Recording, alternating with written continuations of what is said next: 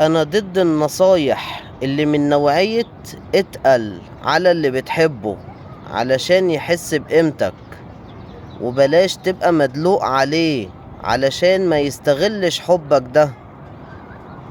ده كده مش حب، دي مؤامرة. انت لو لقيت نفسك محتاج الحيل دي في علاقتك، اعرف انك بتعيش علاقة غلط. لا تمت للحب بأي صلة. الحب يعني عفوية، يعني تعبر عن مشاعرك وقت ما تحب، وتقول بحبك وقت ما تحس انك عايز تقولها. مش تقول لي اصل كده هيفتكرني مدلوق عليه، لا طبعا. طيب ما تدلق عليه وهو يدلق عليك، ايه المشكلة؟ ده حب يا جماعة، مش حرب كبرياء هي. وعموما الحب اللي بيتقاس بالمسطرة غالبا ما بيبقاش حب والله.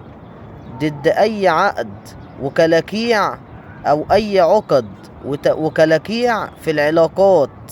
الحب يا جماعة بيحب البساطة وعجبي على الدنيا. وفي نهاية الفيديو صلى على النبي.